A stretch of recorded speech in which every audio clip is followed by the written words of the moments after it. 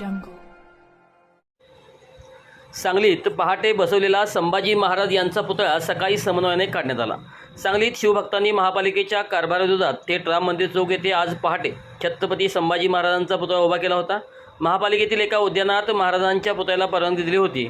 यापूर्वी आम्ही अनेक वेळा निवेदन देऊनही पुतळ्याला परवानगी योग्य ठिकाणी मिळत नाही। पुतळा कोणीही बसवावा पण चौकात बसवावा अशी मागणी शिवभक्तांनी यावेळी केली आहे।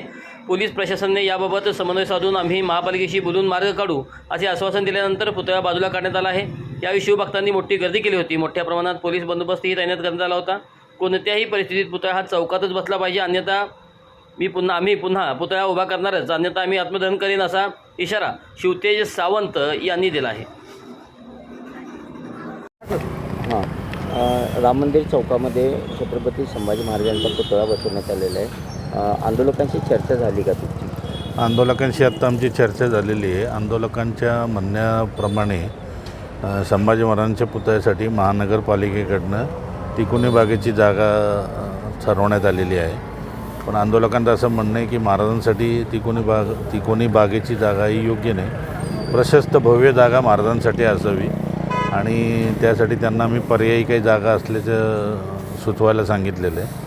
आंदोलकांचं आणि नगरपालिकेच्या जे अधिकारी आहेत त्यांच्याशी आम्ही आता थोड्या वेळाने चर्चा करून यावर पुढील काही मार्ग शांततेत काढता येईल त्यासाठी प्रयत्न करत आहोत। ते सुहास सावंत, मी संभाजी महाराजांचा पुतळा संघटना कुठली नाही आहेच, आम्ही पोरापोरांनी पुतळा बसवलेला आहे आणि नगरपालिकेने जो जागेचा प्रस्ताव मांडला आहे तो आपल्याला काही मंजूर नाही आहे, म्हणून आम्ही पुतळा बसवला आहे। नगरपालिकेने जी जागा दिली ती कॅन्सल करायला पाहिजे आपली ही इच्छा आहे। तर ती जागा कॅन्सल नाही केली तर मी आणि पुतळा बसवणार, काढला तर मी परत पिटवून घेणार, पण मी पुतळा जर त्या बागेत बसला तर मी काहीतरी करून घेणार आणि मी महानगरपालिकेला जबाबदार धरणार। आणि आयुक्त साहेबांनी आणि राहुल रोकडे साहेब, महत्त्वाचं म्हणजे राहुल रोकडे साहेबांना, कारण का त्यांनासुद्धा माहिती होतं मी निवेदन किती दिल्यात, त्यांनी आम्हाला सांगायला पाहिजे होतं की बागेत आमचं म्हणणं मांडायला पाहिजे होतं। आम्ही 15 ते 16 निवेदन दिल्यात, तरीसुद्धा त्यांच्या म्हणण्याप्रमाणे त्यांनी तिथे जागा दिल्या।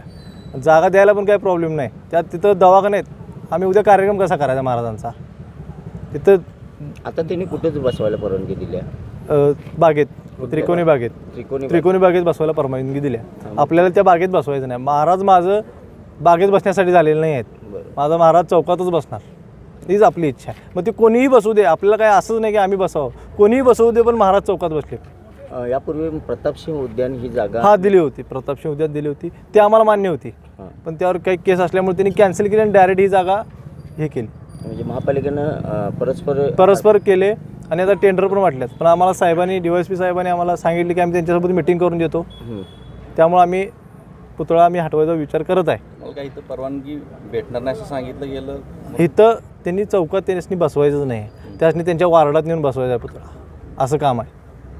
आणि आपल्या माणसांनी टेंडर देऊन पैसे देऊन ते त्यासनी द्यायचं असं काम आहे महापालिकेचं आहेत नेते, मी नाव नाही घेत। आम्हाला इथं परमिशन द्या, आम्ही वर्गणी काढून बसवतो, आमची ही पण इच्छा आहे। किती दिवसापासून मागणी करता इथं? 2-3 वर्ष झाली साहेब। आम्ही ह्या चौकात नाही, आम्ही कुठल्याही चौकात बसवा, पण महाराजांचा पुतळा चौकात बसवा ही आपली इच्छा आहे, बागेत इच्छा नाही आहे आपली।